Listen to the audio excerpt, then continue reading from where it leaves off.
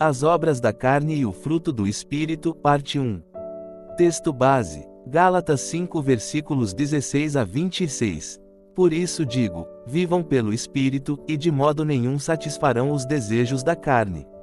Pois a carne deseja o que é contrário ao Espírito, e o Espírito, o que é contrário à carne. Eles estão em conflito um com o outro, de modo que vocês não fazem o que desejam. Mas, se vocês são guiados pelo Espírito, não estão debaixo da lei. Ora, as obras da carne são manifestas: imoralidade sexual, impureza e libertinagem, idolatria e feitiçaria, ódio, discórdia, ciúmes, ira, egoísmo, dissensões, facções e inveja, embriaguez, orgias e coisas semelhantes. Eu os advirto, como antes já os adverte, que os que praticam essas coisas não herdarão o reino de Deus. Mas o fruto do Espírito é amor, alegria, paz, paciência, amabilidade, bondade, fidelidade, mansidão e domínio próprio. Contra essas coisas não há lei. Os que pertencem a Cristo Jesus crucificaram a carne, com as suas paixões e os seus desejos. Se vivemos pelo Espírito, andemos também pelo Espírito. Não sejamos presunçosos, provocando uns aos outros e tendo inveja uns dos outros.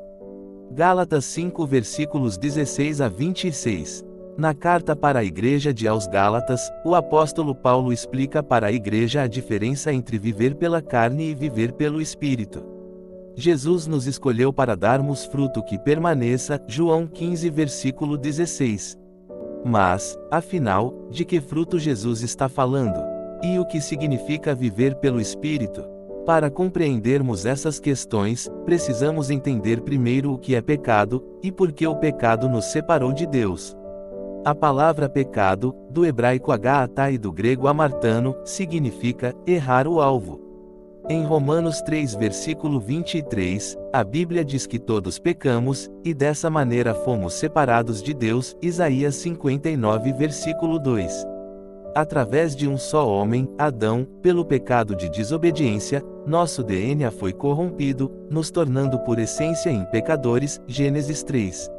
E por meio da obediência de um só homem, Jesus Cristo, fomos feitos justos, Romanos 5 versículo 19. Por isso, quando aceitamos Jesus como o único e suficiente Senhor e Salvador de nossas vidas, nos tornamos filhos de Deus, João 1 versículo 12.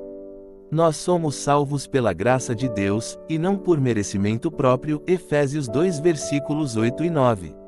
O pecado entra em nossas vidas não pela ação demoníaca, mas sim pela tendência pecaminosa de nossa carne, e pela ausência do fruto do Espírito em nós. O inimigo utiliza das obras da carne que praticamos, para obter legalidade em nossas vidas. O pecado é a desobediência à vontade de Deus. Todo aquele que pratica o pecado transgride a lei, de fato, o pecado é a transgressão da lei. 1 João 3 versículo 4. Separado de Deus, o homem se encontra morto espiritualmente e incapaz de entender as coisas de Deus, 1 Coríntios 2 versículos 14 a 16.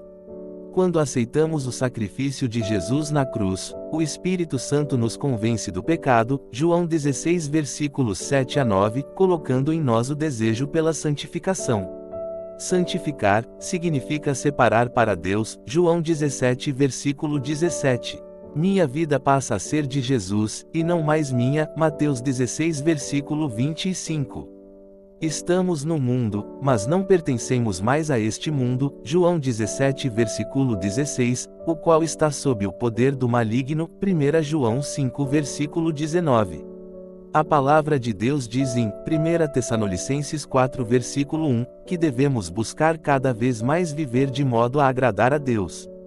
Sua vontade é que sejamos santificados, de modo a viver e andar no Espírito, para que seu fruto brote em nós.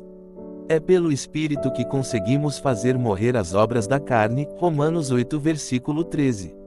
Assim, o fruto do Espírito molda em nós o caráter de Jesus Cristo. Que o próprio Deus da paz os santifique inteiramente.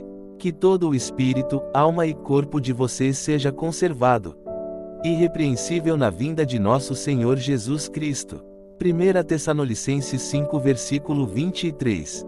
Acertar o alvo significa viver em obediência à vontade de Deus, de acordo com a sua palavra.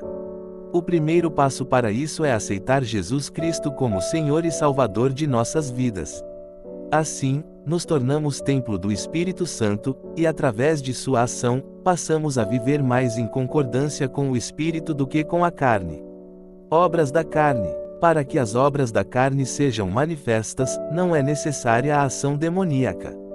Basta o afastamento de Deus. Se você gostou do conteúdo, se inscreva no canal e ative o sininho para não perder nenhuma nova publicação.